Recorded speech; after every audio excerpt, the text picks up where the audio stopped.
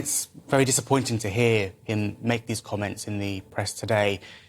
We've been asking Dominic Raab to speak with us, to speak with me and other junior barristers so that he can understand why we're asking for this 15%, which his own report, a government report, has recommended. Yeah. And it's a shame that he's come to this point. What has he offered you? So what's been offered is a 15% increase as of October for new cases. So that was a recommendation which the government hasn't followed. The recommendation by the government is an immediate 15% on all cases. So what the government have done is they've avoided the 55,000 backlog and simply applied it to new cases, which us criminal barristers won't be seeing for the... So you're saying you can't really work your way through a backlog of 55,000 cases in the criminal justice system on the money that you've been having to make do with so far? Well, precisely. I mean, the last 3 years, my income has been less than £20,000 a year, and I work 60 hours a week. Why do you do it?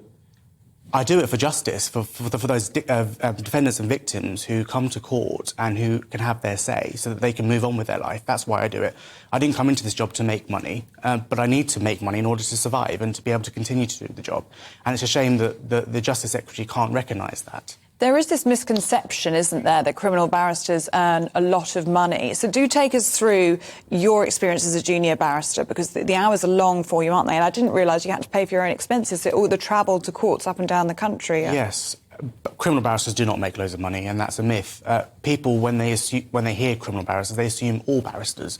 And it's correct that civil barristers, those that work outside of the publicly funded scheme, do make loads of money. But unfortunately, it's criminal barristers that don't.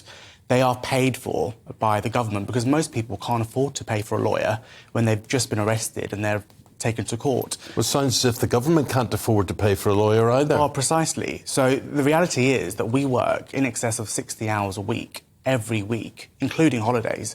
And for that, for the last 3 years, as I said, I've earned less than £20,000 a year.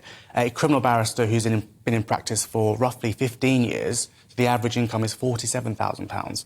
That works out to be about £13 an hour. It's not what it seems to be. So the job that you do is the sort of job we see in courtroom dramas on TV, really. Yes. If we're going to see a court case on TV with some sort of drama, it's more likely to be people who do your work. Correct. Criminal barristers are professional advocates. We are specialists in advocating for people. And you do see it on TV, in TV shows around that have come across previously. But the truth is that we do this job because we want to deliver justice, whether that's prosecuting somebody who's committed a serious offence, or whether that's defending somebody who is innocent. I mean, the last few cases I've done 4 cases now in the last 6 months as a result of the strike, and they've all been found not guilty at trial. So it's a myth to say that this is only for victims. It's for defendants too, those that haven't done what they are alleged to have done. I wanted to bring you comments from the Victims Commissioner for England and Wales. She's saying this morning, on the basis of what you're saying there, she's worried that more victims are going to drop out of cases due to a court backlog. She says people's lives can't be on hold. You know, in rape cases and things like that, they're simply just going to pull out. They don't want to wait any longer. She's also worried that more defendants who are guilty end up walking the streets because you can't hold people in custody endlessly whilst we have this huge backlog of cases. What would you say to those concerns? Well, I appreciate those concerns.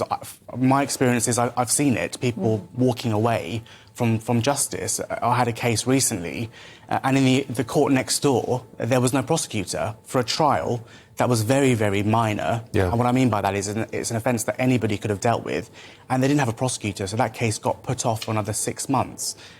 For a case, it was a threat made in public. It wasn't a serious offence. So that's another example of not just the victim not getting justice, but also the defendant having to wait another 6 months on top of the conditions that he's had to wait for.